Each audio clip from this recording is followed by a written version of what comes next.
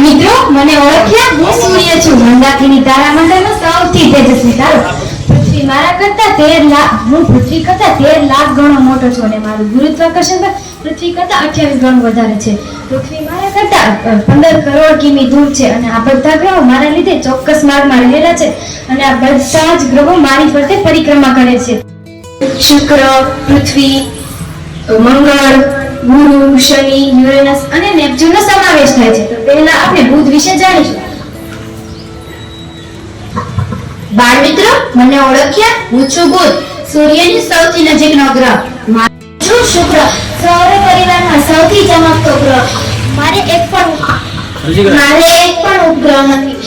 હું મારી ફરતે વાયુ અને વાતાવરણ સપાટીનું તાપમાન 500 અંશ સેલ્સિયસ જેટલું છે. મારે સૂર્યની આસપાસ ફરતા 225 દિવસ લાગે છે.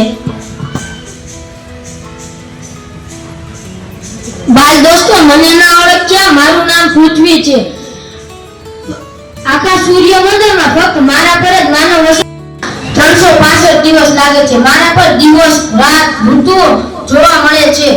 મારો એક ઉપગ્રહ પણ છે, તેનું નામ ચંદ્ર છે. બા દોસ્તો, મને ઓળખ્યા? હું છું ચંદ્ર. બધા જ નાના બાળકો મને ચાંદા મામા તરીકે ઓળખે છે.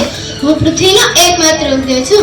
હું પુનઃ અમે બધા આકાશમાં તારાઓના સમૂહથી એક ચોક્કસ આકારમાં ગોઠવાયેલા છીએ. અમારો આકાર ક્યારેક હંસ જેવો તો ક્યારેક ગરુડ જેવો દેખાય છે. અમારી કુલ સંખ્યા 27 છે.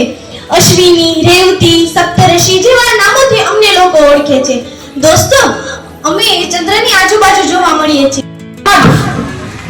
આકાશમાં તમે તૂટતા તારાઓ જુઓ છો? તે હું જ છું. હું તો આમ તો આકાશમાં રહું છું, પણ કોઈ વાર ગુરુત્વાકર્ષણ બળના કારણે હું સૌરમંડળનો સૌથી મોટો ગ્રહ છું. મારો રંગ પીળાશ પડતો છે. મારે 79 ઉપગ્રહ છે. મને ન ઓળખ્યા? હું છું શનિ. હું ગુરુ અને યુરેનસની નેપચ્યુન અને શનિ વચ્ચે આવેલું છે. હું પૃથ્વીથી એટલો દૂર આવેલો છું કે હું સામાન્ય ગ્રહમાં દેખાતો નથી. મારા પર સૂર્યનો પ્રકાશ આછી ચાંદની જેવા લાગે છે.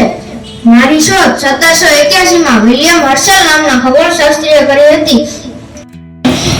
હું લીલા રંગનો ગ્રહ છું. મારા વાતાવરણમાં મિથેન નામનો ઝેરી વાયુ રહેલો